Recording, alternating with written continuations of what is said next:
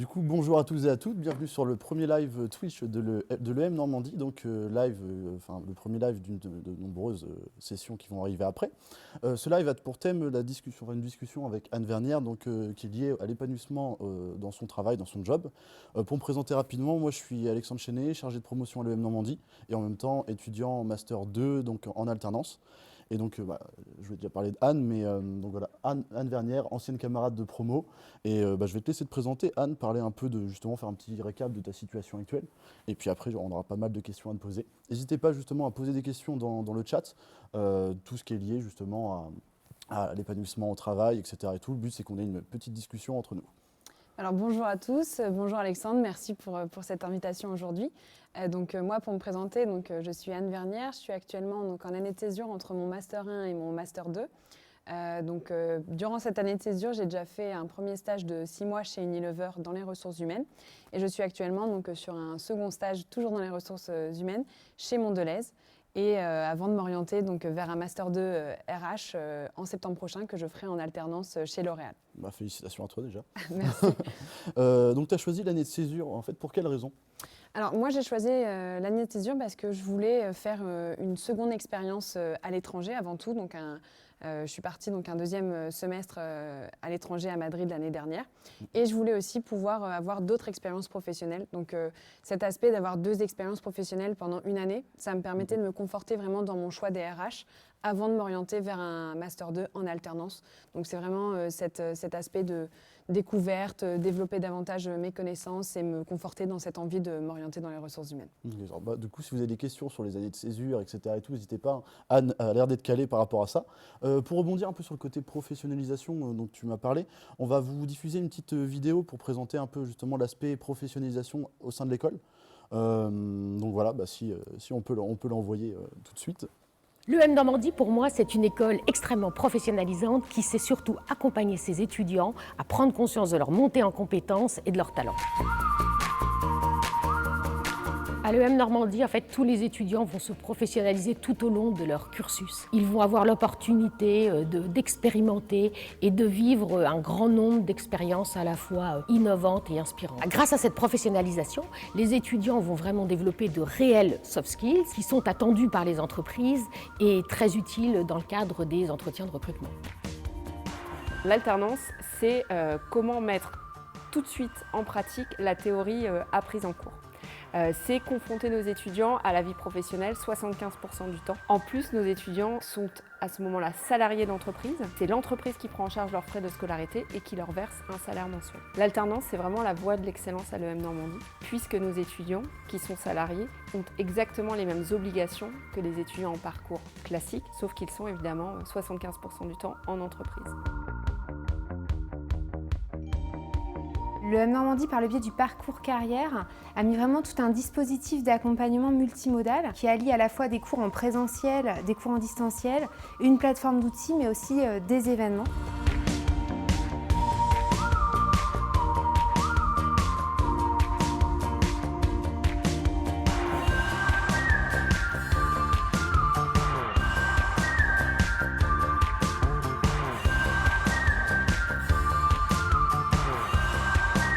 Les étudiants vont se professionnaliser tout au long de leur cursus à travers leurs stages, à travers des contrats d'alternance, à travers des travaux sur des exemples concrets d'entreprises, de problématiques concrètes d'entreprises, à travers bien évidemment l'international, les projets associatifs et le projet de création d'entreprise.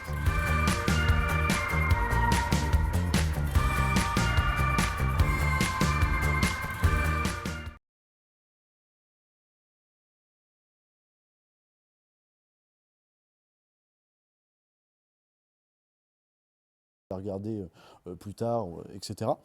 Donc pour revenir à toi, Anne, 2 stages dans des très belles boîtes. Comment tu as fait pour les trouver justement? Alors c'est une très bonne question. Moi j'ai utilisé tous les outils qu'on a à notre disposition. Notamment mon stage chez Unilever, je l'ai trouvé sur LinkedIn tout simplement. j'ai postulé, voilà, j'ai eu les entretiens et puis j'ai eu le stage. Et le second stage donc, chez Mondelez actuel, je l'ai trouvé donc, sur Job Teaser, donc une plateforme qu'on utilise beaucoup à l'EM Normandie. On l'avait vu dans la vidéo, justement. Voilà, tout à fait, qu'on met vachement en avant. Donc voilà, tout simplement grâce aux outils qu'on a à disposition et j'ai trouvé donc, des beaux stages. Bah, super. Au niveau du coup de ton travail en RH, en fait, qu'est-ce qui te plaît dans ce métier? Alors moi, ce qui me plaît dans les ressources humaines et dans ce que je fais aujourd'hui au quotidien, c'est l'aspect que j'ai des missions très variées. Donc j'ai pas vraiment de journée qui se ressemble, j'ai des tâches différentes. Donc c'est vraiment cet aspect-là qui me plaît beaucoup. Donc avoir à la fois du contact, beaucoup de contacts à la fois en interne, donc avec les différents managers, les différents salariés qui peuvent avoir des problèmes ou autres, et également tout le contact en externe. Donc moi, à la fois dans mon travail, je travaille avec différentes entreprises puisque je fais la marque employeur en fait du groupe. Donc j'ai ce contact-là en externe avec différentes écoles notamment. Et également avec tous les candidats, en fait, c'est cet aspect d'être le premier contact. En fait, je représente un petit peu la boîte pour certaines personnes. Et ça me plaît beaucoup. Donc voilà. Ok, parfait. Et en fait, qu'est-ce qui t'a donné en fait, goût à ce métier? En fait, quand tu arrivais à l'EM Normandie, est-ce que tu avais déjà cette envie de travailler dans la RH ou tu avais un projet totalement différent? Alors ça aussi, c'est une très bonne question parce que moi, quand je suis arrivée à l'EM, je ne savais pas forcément ce que je voulais faire et c'était un petit peu mes attentes de la part de l'EM Normandie, c'était d'avoir différentes expériences à la fois grâce aux cours, à la fois grâce aux associations, grâce aux stages, pour pouvoir vraiment construire petit à petit mon projet professionnel. Et donc notamment, ce qui m'a mis un petit peu sur la voie des RH, c'était à la fois les cours que j'ai pu avoir, mon entourage qui a pu me conseiller. Et également, donc en troisième année, j'ai fait l'association Les Ambassadeurs. Et au cours de cette association, on a dû en fait, à un moment faire du recrutement pour recruter une équipe. Et c'est là où je me suis dit, oui, vraiment, ça me plaît beaucoup. Pourquoi pas me lancer là-dedans?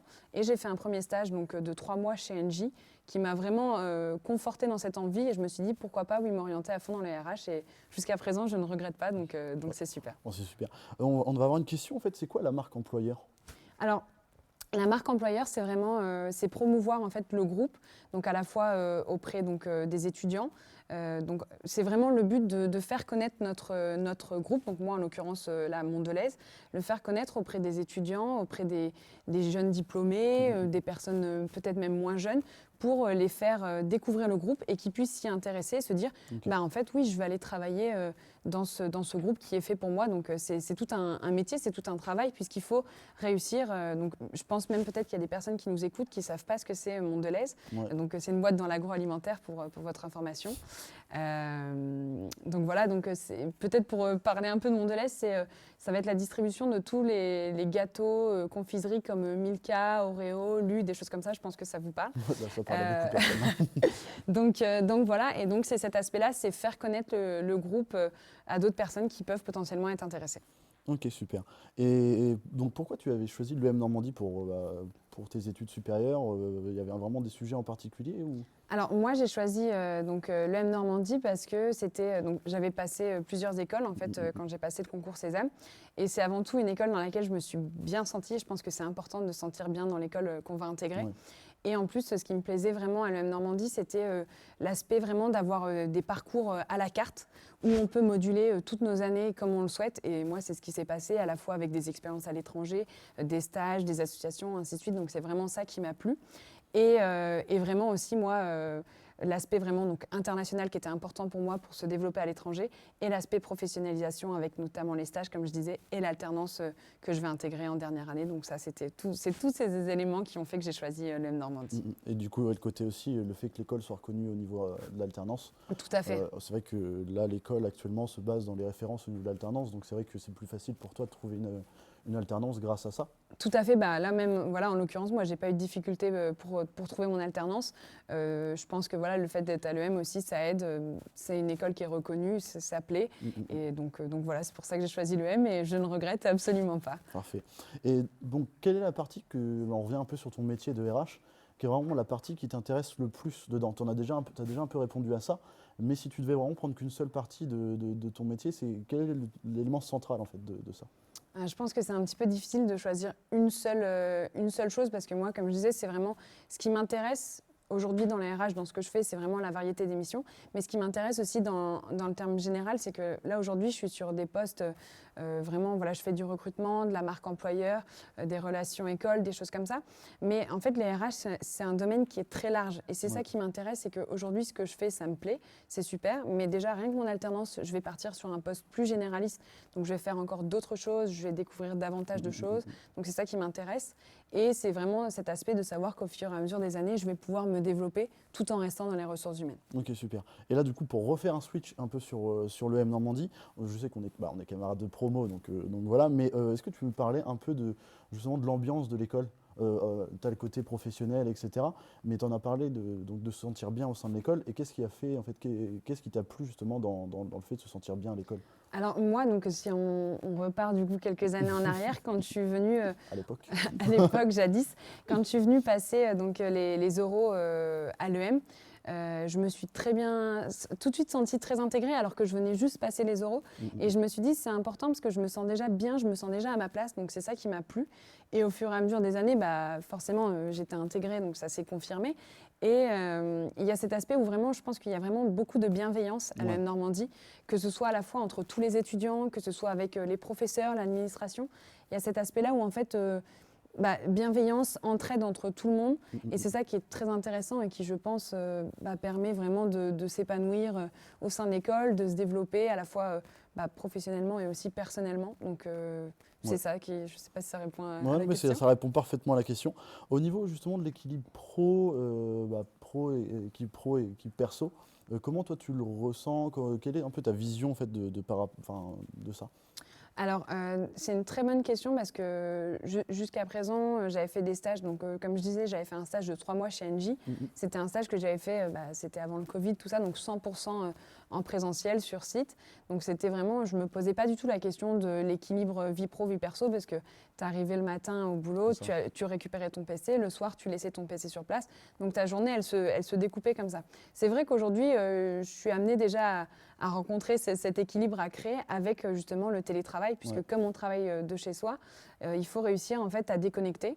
Et c'est quelque chose qui, je pense, c'est intéressant. Moi, je sais que des fois, j'ai tendance à faire beaucoup d'heures, mais c'est aussi parce que j'aime ce que je fais. Donc, c'est là où on trouve un équilibre. Mais après, je sais que c'est aussi important justement, pour être bien dans son travail, il faut aussi trouver du temps pour soi en dehors du travail. Et c'est là où il faut réussir à se bloquer des horaires, trouver du temps pour sortir, faire du sport, des choses comme ça. Et on va y revenir après par rapport à l'épanouissement dans son job, mais c'est vrai que tu as déjà un peu répondu à la question. Au niveau de ta fierté professionnelle, est-ce que tu as vraiment une fierté professionnelle dans ton parcours, etc., dont tu voudrais nous faire part aujourd'hui? Alors, et peut-être donner envie, aux spectateurs, aux viewers. Moi, du coup, s'il y a quelque chose dont je suis fière, je ne sais pas si on peut vraiment parler d'une fierté, mais c'est plus quelque chose qui me plaît aujourd'hui au quotidien, c'est dans mes expériences. Alors peut-être qu'aussi c'est lié au télétravail, mais on me laisse beaucoup d'autonomie. Donc qui dit autonomie dit aussi beaucoup de confiance. Donc ça, c'est quelque chose qui me plaît parce qu'on me laisse en fait travailler sur des sujets seuls. Et ça, c'est quelque chose que je trouve vraiment super. Ça permet vraiment de se développer au sein de l'entreprise, d'avoir des responsabilités, de prendre des initiatives. Notamment, j'ai pu, lors de mon précédent stage, mettre en place donc, des événements en fait, mensuels pour tous les stagiaires alternants. Donc ça, c'est quelque chose qui était très intéressant, ça a beaucoup plu. C'était moi qui les gérais de A à Z et c'était vraiment très, très intéressant. J'avais de très bons retours de la part des stagiaires et alternants, donc c'est vraiment c'est ça qui fait plaisir. Et oui, je suis fière de tout ça. Et également aussi, je pense s'il y a quelque chose, je ne sais pas si on peut dire que c'est une fierté, mais je dirais que c'était un peu une partie challengeante de mon travail actuel chez Mondelez, c'est que je suis dans une équipe où en fait plus de la moitié ne parle pas français. Donc même ma manager n'est pas française et ne parle pas français. Donc c'est vraiment anglais 100% au quotidien. Et ça, c'était un petit challenge que je me suis lancé en acceptant ce stage. Et aujourd'hui, je suis super contente parce que ça se passe bien et ça me permet aussi de me développer sur ce point-là. Donc c'est très intéressant. Ok, parfait. Et au niveau du Covid, dans tout ça, parce que forcément le Covid maintenant, ou là, Covid, ça dépend pour qui, au niveau de l'impact que ça a eu sur ton travail, en fait, est-ce que ça a été plus contraignant ou au contraire, ça t'a permis d'apprendre à être flexible, etc.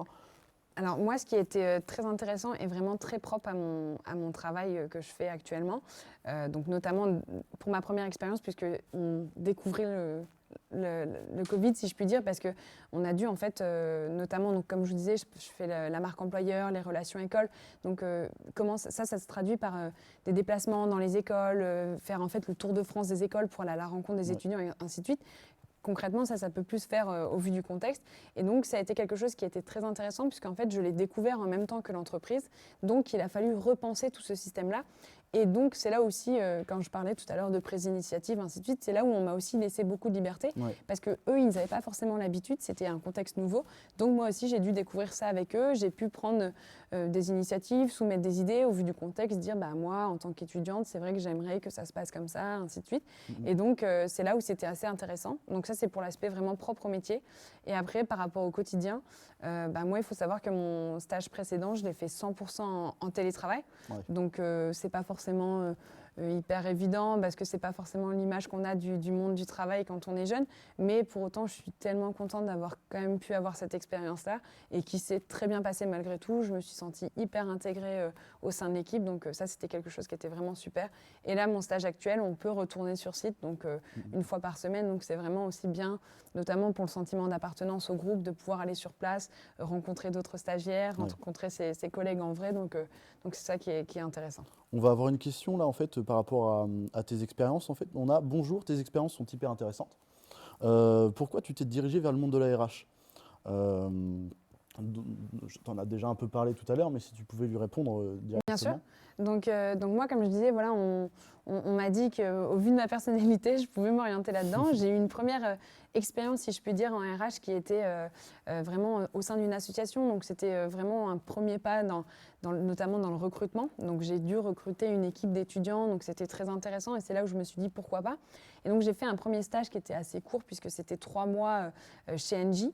C'était un stage en RH assez généraliste mais qui m'a permis de voir en fait toute la variété des missions en RH, même si je n'avais pas autant d'implications que j'ai actuellement dans des stages plus longs de 6 mois où on a vraiment un impact au sein de l'entreprise, ça m'a permis de me dire oui, c'est un milieu qui est intéressant. Et pourquoi moi je trouve ça intéressant aussi? Parce que c'est très large. Il y a beaucoup de missions différentes. En fait, quand on dit RH, il y en a beaucoup qui pensent juste au recrutement, mais il n'y a pas que le recrutement. Comme je dis, rien que moi dans mes missions, alors je fais un petit peu de recrutement, mais moi je ne fais même pas que ça. Je pense que le recrutement, c'est 20% de mes missions. Après, je vais avoir toutes les relations écoles, donc il faut gérer un budget, ainsi de suite, pour voir les actions qu'on va mettre en place. Je vais avoir tout l'aspect marque employeur, voir également d'autres actions qu'on peut mettre en place. Donc il y a plein de choses qui sont très intéressantes et c'est ça qui me plaît dans les ressources humaines. Parfait. En espérant avoir répondu à ta question, justement. C'est ça. Là, on va un peu repasser sur de l'alternance, sur un peu ton projet d'alternance, etc. On va même pouvoir lancer potentiellement la vidéo sur justement les chiffres qu'on a à l'école au niveau de l'alternance, et ce qui va aussi montrer justement qu'on est une école qui accompagne énormément nos étudiantes. Enfin, tu as dû le ressentir dès la première année. On t'a aidé à justement construire ton projet. C'est peut-être aussi grâce à ça que tu as pu en être là où tu es maintenant et à savoir autant ce que tu veux. Donc, comme on peut le voir sur la vidéo, on a plus de 1000 alternants cette année en 2020. Donc, potentiellement, tu fais partie de la prochaine vague d'alternants.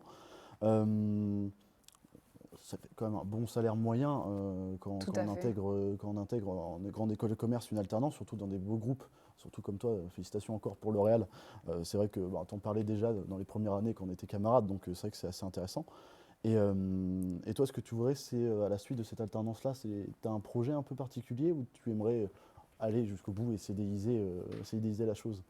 Alors forcément, dans l'idéal, si j'ai une proposition par la suite chez L'Oréal, oui, autant y rester, surtout après 1 an de formation, autant rester au sein de l'entreprise.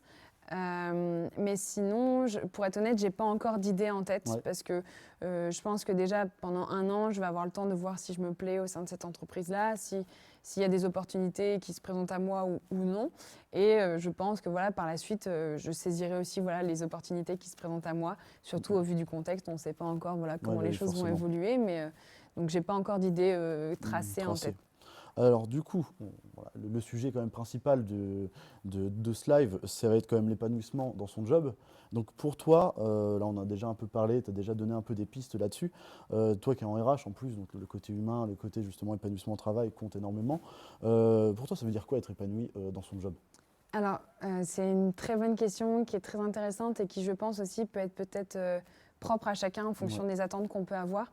Mais je pense que ce qui est intéressant, avant même de commencer un travail, c'est de comprendre aussi quelles vont être nos attentes, justement. Donc, ça permet d'avoir des attentes, de savoir en fait qu'est-ce qu'on attend, qu'est-ce qu'on va rechercher dans son job, dans son stage, dans son alternance. Et c'est quelque chose qui est pour moi primordial de les avoir en tête, parce que comme ça, quand on va échanger avec le manager pour le futur job, c'est bien de se rendre compte, est-ce qu'on est sur la même longueur d'onde, notamment si on est quelqu'un qui a besoin d'être très accompagné au quotidien, de savoir si le manager il a ce rôle-là, ou si plutôt on aime avoir de l'autonomie, est-ce que le manager est capable de faire confiance, ainsi de suite. Donc c'est ça, c'est savoir cibler ses attentes. Et après, au quotidien, pour être épanoui dans son job, c'est peut-être facile à dire, mais il faut essayer de trouver quelque chose qui nous plaît, qui nous anime. Donc, trouver du sens en fait à ce qu'on fait, avoir envie tous les matins de se lever, d'aller au travail, ou du moins en télétravail, d'allumer son PC. Donc, c'est cette envie-là de se dire oui, j'ai envie tous les jours de m'investir. Et moi, c'est vraiment quelque chose, je sais qu'aujourd'hui, je suis contente de ce que je fais, bien que le contexte soit particulier, c'est pas forcément ce qu'on avait en tête, ainsi de suite, mais je suis quand même très contente des opportunités que j'ai, des échanges que je peux avoir au quotidien. Donc voilà, et comme on parlait aussi tout à l'heure, il y a aussi l'aspect équilibre vie pro, vie perso qui est aussi importante et intéressante pour pouvoir trouver en fait cet épanouissement au travail. Il faut trouver un juste milieu pour avoir du temps pour soi et également du temps au travail. Donc voilà. Mais c'est une chose qui est assez subjective, parce que des personnes qui vont vraiment vouloir avoir un équilibre vraiment très tracé, et d'autres qui sont entre guillemets, comment je pourrais expliquer? Ce sera plus vague, ça. ce sera oui en fonction de leur rythme de vie, s'il y a du télétravail ou pas. Au final, je pense que l'épanouissement est vraiment propre à chacun, mais comme je disais, je pense que pour justement trouver son épanouissement personnel, il faut chercher à comprendre en fait quelles sont vos attentes, quelles sont vos envies, qu'est-ce qui vous plaît, qu'est-ce qui vous anime, et c'est là où derrière vous serez épanoui au sein de... Je vais avoir une petite larme, c'est beau. Mais donc ouais, et si jamais vous avez des questions à poser à Anne par rapport justement à l'épanouissement, ou même à nous poser, c'est vrai qu'elle a son avis, etc. sur ça. N'hésitez pas à même donner votre avis dans le chat, ça pourrait être intéressant de discuter avec vous de tout ça. On t'en a déjà aussi un peu parlé, de ce que tu aimerais faire plus tard, mais est-ce que tu as déjà un métier qui t'intéresse dès maintenant? J'ai pas forcément, en fait, moi, j'ai pas forcément d'idée précise aujourd'hui sur ce que je veux faire. Parce que là, du coup, pendant un an, même si j'ai fait 2 entreprises, j'ai fait plus ou moins le même poste. La seule différence, je dirais, c'est que j'avais un poste chez Unilever qui était tourné uniquement sur la France. Et là, aujourd'hui, ce qui est intéressant, c'est que j'ai un poste qui est tourné vers l'international, surtout l'Europe de l'Ouest. Donc, c'est ça qui est intéressant, c'est d'avoir des échanges avec des étudiants étrangers, des écoles étrangères, ainsi de suite. Donc, c'est ça aussi qui me différencie un petit peu de mon précédent stage. Mais pour le moment, je reste un petit peu sur la même mission. Et comme je disais, pour mon alternance, je vais avoir un poste encore différent, un petit peu plus généraliste, où je vais encore découvrir de nouvelles choses. Et en fait, pour le moment, je n'ai pas d'idée précis, parce que justement, comme je vous dis, là, au final, en 2 années, je vais faire des postes plus ou moins différents. Et je pense qu'il y a encore énormément de choses à découvrir dans les RH. Et c'est ça aussi, moi, qui m'intéresse, c'est qu'au final, au fur et à mesure des années, je vais pouvoir toujours rester dans le même domaine, mais pouvoir changer, à la fois changer de secteur. Si je veux, par exemple, là, jusqu'à présent, j'étais dans l'agroalimentaire, je vais passer donc dans la cosmétique chez L'Oréal. Je pourrais changer encore d'autres secteurs, tout en restant dans les RH. Et en même temps, je pourrais aussi changer de job, avoir des missions différentes. Et c'est ça qui m'intéresse, c'est que je pense que grâce au RH, je vais avoir cet avantage au fur et à mesure des années de changer de voie pour éviter peut-être de me lasser, de découvrir de nouvelles choses. Et c'est ça qui m'intéresse. C'est ça, c'est exactement ça. C'est cet aspect, avoir toujours gagné en compétences, l'évolution, changer, varier les missions. Donc c'est ça qui m'intéresse. Et là, actuellement, le côté un peu multiculturel de ton poste, c'est un facteur justement de ton épanouissement actuel de ton travail? Je pense oui, que c'est quelque chose qui est très intéressant parce que, donc, comme je disais, moi, rien que ma manager, elle n'est pas française. Donc, on peut avoir déjà des sujets de conversation assez différents. Donc, c'est ça qui est intéressant. Mon équipe, elle n'est pas forcément française. J'ai des personnes qui sont en Roumanie, d'autres en Italie, en Angleterre. Donc, au final, voilà, ça reste pas très loin de la France. Mais en même temps, il peut y avoir des cultures différentes. Donc, c'est intéressant. Ça permet aussi d'avoir des conversations, peut-être de se développer encore davantage. Et même aussi, moi, il y a cet aspect qui est intéressant aussi, même pour le recrutement, de voir que ça ne va pas forcément être la même chose quand on fait un recrutement en France que quand on fait un recrutement à l'étranger. Donc, c'est tous ces aspects-là qui, oui, sont très intéressants et qui permettent de me développer encore au quotidien. Ouais, c'est une belle valeur ajoutée. Bon, on va revenir un peu sur l'EM Normandie. Là, c'est plus à ton côté, entre guillemets, étudiante. Ton meilleur souvenir en tant qu'étudiante à l'EM Normandie, pour toi, c'est quoi? Alors, Ou tes meilleurs, hein, ouais, je pense que tu vas en avoir plusieurs. Je pense qu'on partirait plus sur mes meilleurs parce que j'aurais pas un meilleur souvenir en particulier. Je pense que ce serait plusieurs souvenirs. Alors forcément, je ne vais pas vous faire la liste parce que ce serait très long, mais je pense que ce qui peut être intéressant, c'est de voir au final que chaque année, en tout cas moi personnellement, mais je pense que c'est quand même valable pour chaque étudiant, chaque année a été rythmée par un événement fort et qui reste un de mes super souvenirs. Donc si par exemple on prend la première année, dès que je suis arrivée à l'EM Normandie, moi j'ai décidé de faire la course croisière EDEC, donc un projet étudiant où on devait pendant toute l'année récolter des fonds pour participer à la course croisière EDEC. Donc c'est une course étudiante, une course de voile étudiante. Donc ça c'était un super projet qui m'a rythmé toute mon année, donc ça c'était super. En deuxième année, j'ai décidé de partir un an donc sur le campus d'Oxford. Donc ça pareil, il y a plein de souvenirs, c'était extraordinaire. C'était aussi très challengeant de partir un an avec les cours 100% en anglais. Troisième année, donc comme je disais, il y a donc, les ambassadeurs que j'ai fait, donc l'association au sein de l'EM Normandie où j'étais en charge de faire des salons, d'organiser différents événements au sein du campus. Donc ça, c'était aussi super chouette. Il y avait également donc, un stage en entreprise donc chez Engie, comme je disais. En quatrième année, j'ai fait une seconde expérience à l'étranger. Donc même si elle a été un petit peu impactée par le Covid, je suis partie quand même 3 mois à Madrid. Donc c'était aussi une super expérience malgré tout. Et donc là, actuellement, cette année de césure, avec 2 stages où je m'épanouis carrément, je fais des choses assez variées, c'est vraiment super. Et donc là, vraiment pour cette année-là, et puis l'année prochaine, avec déjà mon alternance, même si ça n'a pas encore commencé, je pense que ce sera une très belle expérience. Donc voilà, je dirais, c'est tous ces événements-là, tous ces éléments forts durant ces années. Tu commences quand exactement ton alternance ?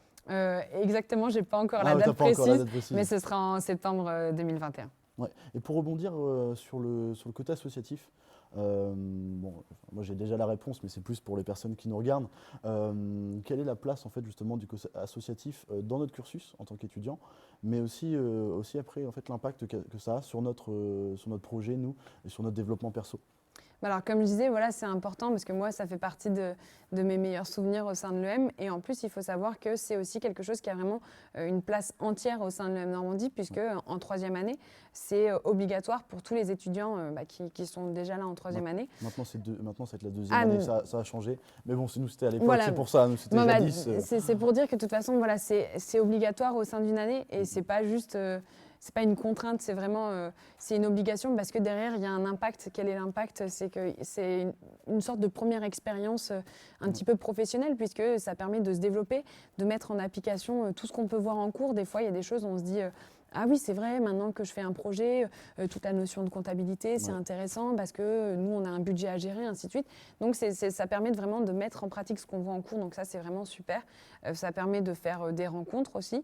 Voilà, à la fois des rencontres professionnelles, personnelles. Donc, c'est ça qui est très intéressant. Et ça permet aussi, je pense, de développer sa créativité, l'esprit d'équipe. Donc, je pense que c'est pour ça aussi que c'est obligatoire, c'est que ça a vraiment une part entière et ça a vraiment sa place au sein de la formation. Et c'est vraiment de superbes expériences. Et je sais voilà, qu'il y a plus de 70 associations possibles à l'EM. Donc au final, il y en a pour tous les goûts. Moi, là, je vous ai parlé de la course croisière EDEC et des ambassadeurs que j'ai fait. Mais il y a différentes associations, que ce soit dans l'humanitaire, dans le sport. dans la cuisine, voilà, il y a des choses, au final, il y a de tout. il y en a vraiment pour tous les goûts et ça c'est aussi quelque chose qui est très intéressant, c'est de voir que, comme je disais, il y a l'aspect culture, programme à la carte, ainsi de suite, et il y a l'aspect où vraiment chacun va pouvoir se développer en fonction de ses envies et ça c'est... Je sais pas Ça plaît du beaucoup. coup si tu as suivi un peu l'actualité de l'école, mais justement maintenant le projet associatif s'est ouvert à un projet citoyen. Ok, Donc super. justement en fait tu n'es plus obligé d'intégrer forcément une asso de l'école, mais maintenant tu peux aussi intégrer une asso qui existe extérieure à l'école. Ok, trop Donc chouette. une très grosse structure, etc. Et en fait le but c'est toujours dans la continuité de ça, c'est de justement pouvoir se développer personnellement et professionnellement en fait en combinant les deux dans son investissement pour une asso. Donc c'est vrai que c'est plutôt cool parce que nous c'est vrai Tout qu'à à cette fait. époque-là c'était que au sein de l'école. Donc voilà pour ça. Et au niveau du réseau professionnel, parce que c'est vrai que quand on intègre une école de commerce, on intègre aussi tout le réseau, enfin, Tout à fait. tout le réseau d'alumni, les diplômés de l'école. Le M Normandie, on est en plus la deuxième plus vieille école de commerce en France, donc forcément ça nous fait du diplômé. Est-ce qu'en fait on se le construit uniquement à l'école ou il y a aussi un côté, enfin quelle est la part un peu de ça, de la construction de son réseau pro? Bah, alors, de toute façon, le réseau, à partir du moment où on intègre le M Normandie, on intègre le réseau parce que je pense que ce sera le cas de tous les étudiants de l'EM Normandie. Tout le monde est content et fier d'avoir fait l'EM Normandie. Donc au final, Je suis encore avec le petit là. si on rencontre quelqu'un qui a fait l'EM, tout de suite, il y aura, même si c'est quelqu'un qui l'a fait 20 années avant nous, il y aura déjà un lien. Ça va être « Ah, ça fait l'EM Normandie, parle-moi un peu de ton expérience », ainsi de suite. Donc il y a déjà ce réseau-là qui se fait en fait naturellement, rien qu'en intégrant l'EM, on intègre en fait le réseau de tous les anciens. Et après, forcément, au fur et à mesure de nos expériences, on va se développer davantage son réseau. Donc moi, mon réseau, il ne se limite pas uniquement au final aux étudiants de l'EM, puisqu'il va y avoir aussi mon réseau pro avec mes stages actuels, à la fois aussi mon réseau perso avec d'autres expériences. Mais voilà, il faut savoir que le réseau de l'EM, c'est quelque chose qu'on acquiert à vie, je pense, dès qu'on rentre, et qui marche très bien, et qui, voilà, ça se fait au fur et à mesure, et c'est quelque chose qui est vraiment cool. Je ne sais pas si ça te parle, mais de toute façon, toi, tu étais en 3e année, donc ambassadeur.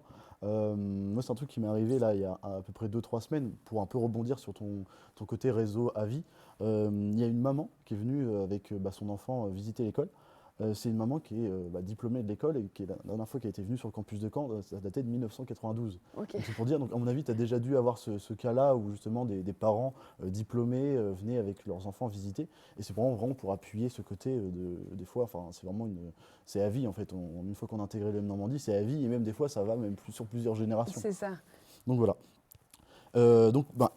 J'ai plus énormément de questions par rapport à ça. Est-ce que plus tu aurais des conseils à donner aux personnes justement qui regardent, eux-mêmes aux candidats de l'EM Normandie? Donc voilà, avec toi, toute ton expérience que tu as.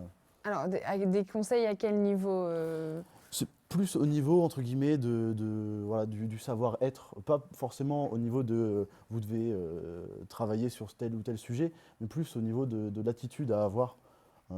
C'est vrai que là en plus c'est complexe en ce moment, je ne sais pas si tu as suivi aussi ça, le concours Sésame est passé sur dossier, donc c'est un peu compliqué. Avant il y avait entretien de motivation, c'était une très belle période de venir visiter l'école. C'est vrai que vous pouvez toujours venir visiter l'école, donc en allant sur le site, je fais en même temps un peu de publicité pour ça, vous pouvez venir visiter tous les campus en allant sur le site de l'école, et puis comme ça vous permet justement de rencontrer, potentiellement vous allez pouvoir peut-être croiser Anne dans les couloirs, après bon, elle est compliquée, son emploi du temps est très complexe, mais non c'est plus au niveau au niveau des motivations, au niveau de leur futur, etc. C'était des conseils là-dessus? Alors moi, si je devais donner des conseils, ce serait à la fois dans le côté vraiment se développer, toujours. En fait, je pense qu'il faut être curieux, il faut toujours avoir envie. Moi, je dirais de sortir de sa zone de confort. Comme moi actuellement, rien que dans mes expériences, même si je fais le même stage, même mission, je me suis sortie de ma zone de confort en étant dans un stage 100% en anglais. Je vais encore sortir de ma zone de confort en partant sur d'autres missions.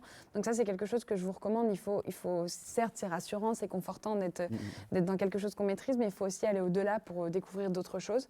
Voilà, il faut aussi essayer de vous écouter, de comprendre un petit peu ce que vous aimez, ce que vous n'aimez pas. Comme je disais, par rapport à l'épanouissement, un petit peu cibler vos attentes personnelles. Parce que, comme je disais, ça c'est aussi propre à chacun. Donc, essayez de vous comprendre, de comprendre ce qui vous motive, ce qui vous anime.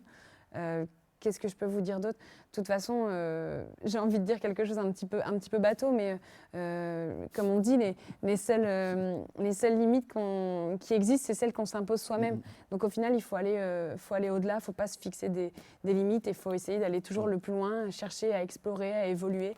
Et au sein de l'EM, je pense qu'on nous pousse pas mal à se développer, à évoluer. Et ça, c'est quelque chose qui m'a toujours plu et qui me plaît encore aujourd'hui. Donc, parfait. Je te remercie. Donc, pour clôturer, on peut dire que justement, l'épanouissement dans son job passe d'abord dans l'épanouissement dans ses études, parce que ça fait justement la passerelle de ça. Et puis, j'ai l'impression que tu as l'air pas mal épanoui actuellement. Donc, on te souhaite le meilleur. Et puis, je pense qu'on peut clôturer là-dessus. Après, si vous avez des questions, n'hésitez pas dans le chat. On est là encore quelques instants pour vous. Anne va repartir après, mais maintenant qu'on la tient, n'hésitez pas à lui poser des questions maintenant. Et puis, même si jamais après ils veulent te contacter pour te poser des questions sur ton travail en RH, etc., ton expérience, ça peut être intéressant, donc n'hésitez surtout pas. Tout à fait.